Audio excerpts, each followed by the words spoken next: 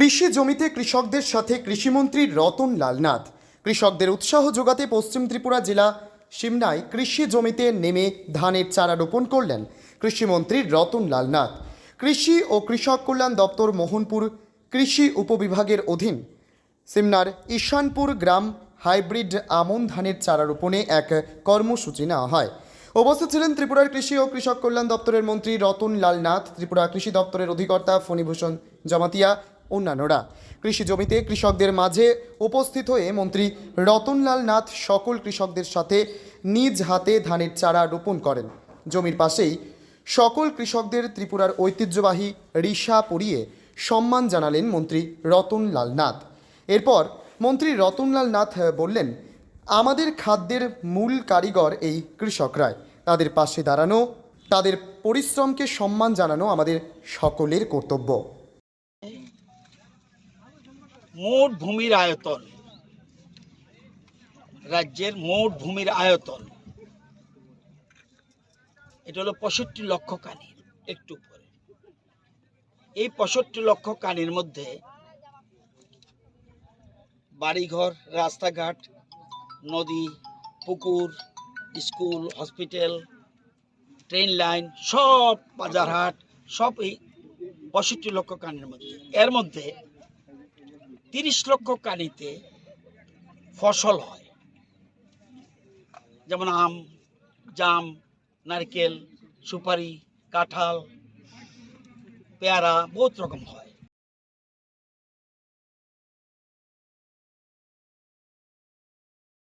ধান চাষ হয়।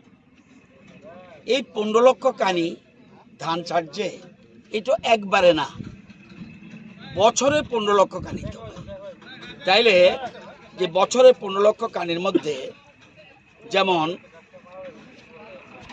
আমরা এখন এটা কি ফসল, আমন, আমন লাগাচ্ছি। এর আগে কি গেছে আউশ, কত হাজার কানিতে করেছে, 87,000 কানি। আমি হেক্টর বলবো না। আমন আমরা লাগাবো 9,18,000 কানিতে, 9,18,000 কানিতে আমরা আমন লাগাবো। আমরা বোরো লাগাই 3,94,000 কানিতে বোরো।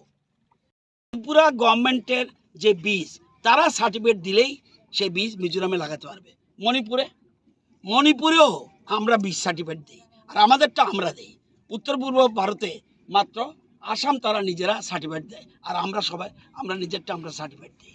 আমাদের সার্টিফাইড বীজ অত্যন্ত গুরুত্বপূর্ণ, এবং আমাদের মেইন জিনিস সার্টিফাইড বীজ, হাইব্রিড অ্যান্ড অ্যারোমেটিক। এইগুলি আমাদের কৃষি, বিশেষ করে ধানের ক্ষেত্রে। আমাদের যেহেতু জমি কম, একটু আগে বলেছি আপনাকে, এই জমি যাতে আধুনিক পদ্ধতি, বিজ্ঞান পদ্ধতিতে আরও বেশি উৎপাদন হয়, সেই জন্য আমরা গুরুত্ব দিচ্ছি। এই জন্য আমার পুরো টিম, আমার ডাইরেক্টর পাশে রয়েছে, আমাদের জমাতিয়া সাহেব, ফণীভূষণ জমাতিয়া, আমার ডিডি এসছে, আমার এসেরা আছে, আমার এগ্রিকালচার টিম আছে, এখানে ঈশানপুর পঞ্চায়েতের প্রধান, উপপ্রধান সবাই এসছে। আমাদের মোহনপুরের পঞ্চায়েত সমিতির আন্ডারে এটা, মোহনপুর পঞ্চায়েত সমিতির চেয়ারম্যান, ভাইস চেয়ারম্যান সবাই এসছে। আমরা সবাই মিলে আজকে কৃষকদের একটু অনুপ্রেরণা দেওয়ার জন্য, অর্থাৎ যদিও আমরা শুরু করে দিয়েছি আগের থেকেই, অনুপ্রেরণার জন্য আজকে এখানে আসা এবং উদ্দেশ্য। এবং আমার বিশ্বাস এই জমিতে আমি যেখানে লাগিয়েছি, এটা গড আশা করি আশীর্বাদ করবে, এই জমিতে প্রচুর ফসল ধরবে। আপনাদের কাটার সময় আপনাদের আবার ইনভাইট করব, এবং আমি যারা কর্তৃপক্ষ আছে তাদেরকে বলবো ধান কাটার সময় যেন আমাকে খবর দেয়, আমি নিজে এসে ধান কাটবো, তাদের সাথে সাহায্য করব। এটা আমাদের পরিকল্পনা রয়েছে। এখানে আসে, এখানে যারা রেগুলার যারা কৃষক, যারা সত্যিকারের প্রগ্রেসিভ কৃষক বা কৃষক, তাদেরকে আমি একটু, কৃষকরা কই, এর মধ্যে চাল উৎপাদনের 2nd পজিশনে আছে। এখন আমরা চাই 1 নম্বর, এবং রপ্তানিতে আমরা 1 নম্বর। আমাদের মতো রপ্তানি চাল কেউ করতে পারে না। এবং আপনারা জানেন যে অনেক দেশ আছে, যেমন আমরা শুধু কৃষি বলতে ধান নয়, কৃষি অ্যালাইড, যেমন মাছ, আমাদের মাছ ছাড়া আমেরিকা, চীন, ইউরোপ, দক্ষিণ পূর্ব এশিয়া, জাপান, আমরা এসব জিনিস রপ্তানি করি। ডিম, আমাদের ডিম না গেলে শ্রীলঙ্কা, ওমান, মালদ্বীপ, আরব কান্ট্রি, কাতার এরা বসে থাকে। আমাদের দুধ না গেলে আরব, আমেরিকা, সিঙ্গাপুর, ভুটান তারা দুধের জন্য চেয়ে থাকে। বাংলাদেশ থেকে আমাদের এখান থেকে যায় চাল, গম, চিনি, কৃষিজাত সামগ্রী, কাপড়ের র ম্যাটেরিয়াল, ওষুধপত্র আমাদের এখান থেকে যায়। পাকিস্তানে আমাদের জিনিস যায়, খাদ্য সামগ্রী, তুলা, ওষুধপত্র, মশলা, বাসমতি চাল, কলা, আম, আদা, রসুন, আলু এগুলি যায়। অর্থাৎ আমরা এখন রপ্তানিতে এমন এক জায়গায় চলে গেছি, এই জন্যে আমাদের পৃথিবীতে এখন আমরা 4র্থ স্থানে চলে এসেছি। কিছুদিনের মধ্যে আমরা 3rd পজিশনে চলে আসব। তো আমাদের মূল ভিত্তি হলো কৃষি। বলতে পারেন কৃষিমন্ত্রী আপনি দিকে খেতে নামলেন, এটা কৃষকদের অনুপ্রেরণা দেওয়ার জন্য। আরও যেন কৃষক, আমরা আমাদের ইয়াং জেনারেশন কৃষি বিমুখ হয়ে গেছে।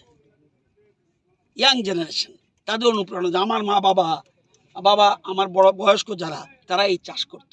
আজকে এখনও বিরাট সংখ্যক মানুষ চাষ করে এবং কৃষিতে কোটি কোটি টাকা ইনকাম করার সুবিধা আছে, লাখ লাখ টাকা মাসে রোজগার করার সুবিধা আছে। অনেক মৎস্য ব্যবসায়ী লাখ লাখ টাকা রোজগার করছে মাছ চাষ করে। কৃষি চাষ এবং আপনার আদা, আমাদের আদা জার্মান যায়, আমাদের পাইনঅ্যাপেল বিদেশে যায়, আমাদের হলুদ বিদেশে যায়। অর্থাৎ কৃষিতে বিরাট সুযোগ রয়েছে এবং আমাদের দেশের প্রধানমন্ত্রী চাইছে কৃষিতে যেন আরও বেশি মানুষকে উজ্জীবিত করা যায়। এবং দেখবেন কালকে না পরশুদিন দেশের প্রধানমন্ত্রী আবার কিন্তু 20 কিস্তির PM কৃষক সম্মান নিধির টাকা পাঠাবে। আমাদের রাজ্যে প্রায় 45 কোটি টাকা কৃষকদের অ্যাকাউন্টে চলে যাবে। প্রত্যেকের অ্যাকাউন্টে কিন্তু 2000 টাকা করে ঢুকে যাবে কালকে, যারা রেজিস্টার্ড।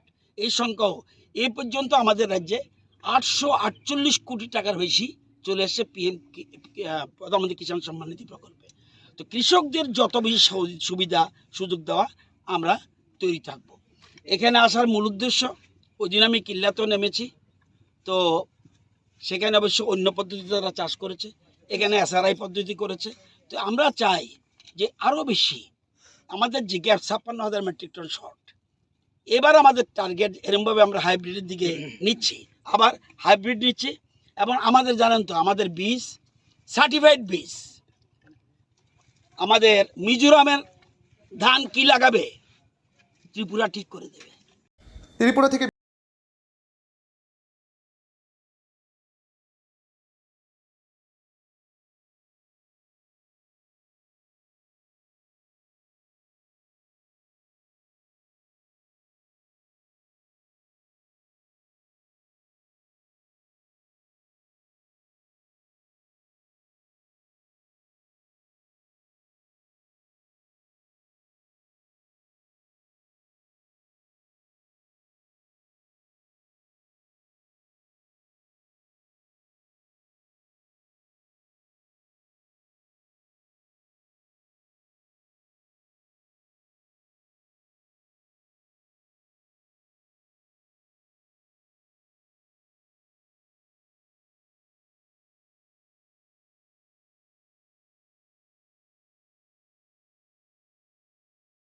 চাল মানে পূজা গোল্ড, মিনিকেট, রত্না, স্বর্ণ 10 আর দুধের স্বরের বিশুদ্ধতা। একবার খেলেই বুঝবেন আসল স্বাদ। MS তারা শঙ্করী অ্যাগ্রো প্রোডাক্ট, বিশ্বাস আর গুণমানের নাম। যোগাযোগ করুন 7001192179 আমাদের ঠিকানা বাজে কুমারপুর, মাধবদেহি, পূর্ব বর্ধমান 713427।